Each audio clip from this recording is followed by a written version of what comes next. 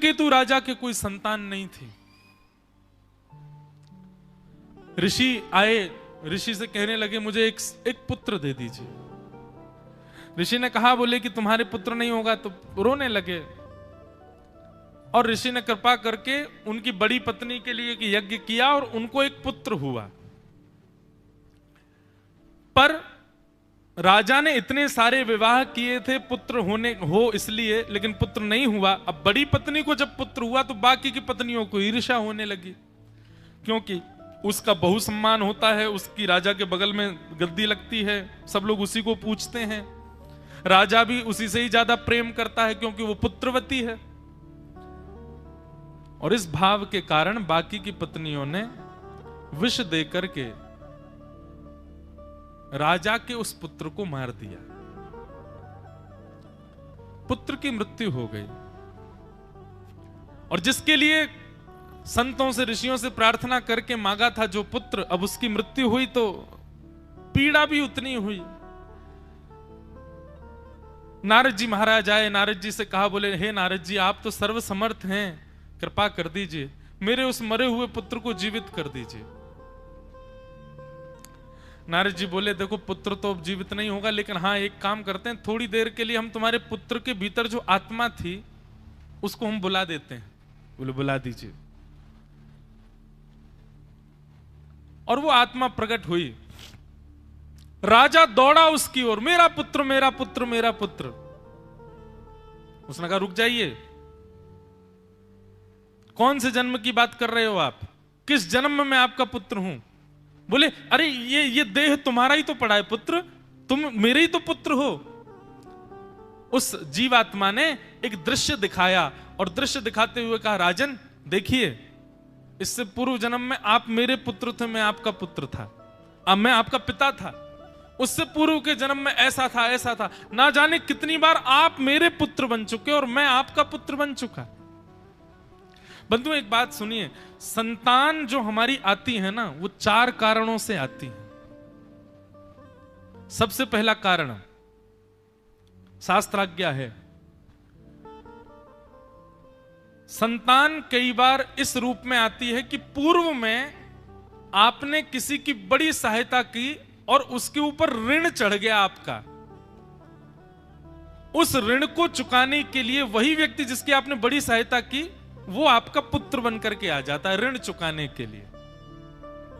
तो ये ऐसा कर्म चक्र चलता है। कई बार आपका पुत्र जो है यदि खूब सेवा करता है, आपकी मनोकामना, आपकी इच्छा मानता है, आपकी आज्ञा का पालन करता है, तो यही समझिएगा पूर्व जन्म में इस पर मेरा कोई ऋण था, ये वो चुकाने के लिए मेरा पुत्र बन के आ गया।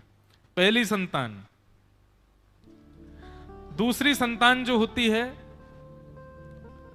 वो होती है उदासीन संतान। उदासीन संतान कैसी होती है?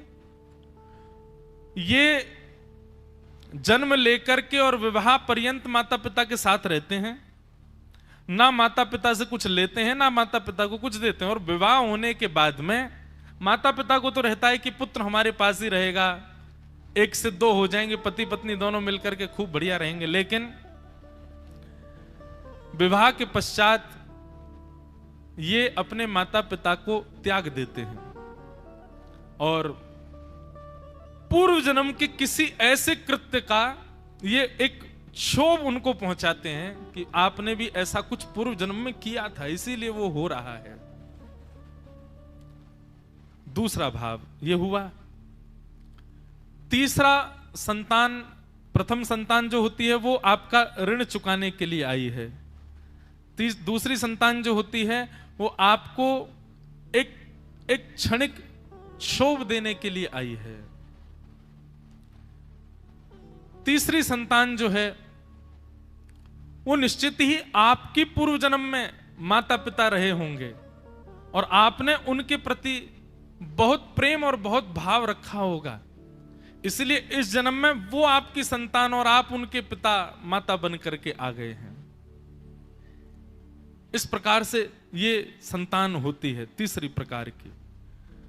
ऐसे 4 संतानों का विवरण शास्त्रों में बताया गया है। 4 प्रकार से संतान उत्पन्न होती हैं हमारे पूर्व के कर्मों के नियोजन के लिए ही, उसको पूर्ण करने के लिए ही।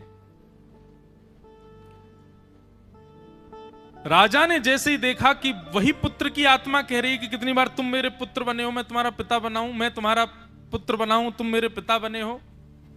ये तो संसार चक्र है, चलता रहता है। कोई ना कोई संबंधी व्यक्ति ही अपना ऋण चुकाने के लिए या फिर अपना बदला लेने के लिए हमारे पास आता है। हाँ, एक संतान उसमें यह भी है, आपने किसी के संग बहुत बुरा किया, इतना अत्याचार किया उसके साथ कि वो बेचारा तड़प तड़प करके आपको याद करते करते मरा कि इसने मेरे संग बहुत, वही आपकी संतान बन के आ गया अगले जन्म में। और अगले जन्म में आपने तो बड़े उत्सव से, आनंद से, उत्साह से उसका जन्मोत्सव मनाया, उसको हृदय से लगाए घूमते रहे, परंतु एक समय आने पर धुंधुकारी के भांति उसने वही पीड़ा आपको दी। चौथी प्रकार की संतान। तो इन चित्रकेतु राजा को ये बात समझ आ गई कि भैया ये संतान के प्रति मेरा मोह था, ये तो संसार चक्र है, ये तो चलता रहता है।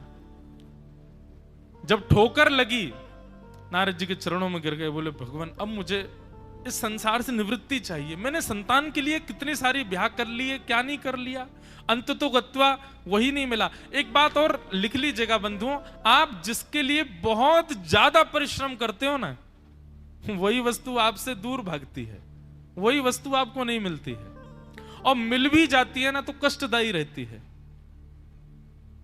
इसलिए किसी वस्तु के लिए प्रयास मत करो। भागना ही है, दौड़ना ही है, प्रयास ही करना है, परिश्रम रति रहना है तो कृष्ण के लिए रहो। वो दूर दौड़ेंगे भी तो कम से कम कभी तो पकड़ में आएंगे ना। संसार की वस्तु, उसके पीछे भागते रहो भागते रहो, वो आगे आगे चल रही है, पकड़ भी लोगे, हाथ में आ भी गई तो क्षणिक सुख देके वही दुख देने लगेगी। लेकिन श्री कृष्ण कभी दुख नहीं दे सकते। आप जिस वस्तु को केंद्र में लेकर के दौड़ते हैं वो वस्तु हाथ नहीं आती।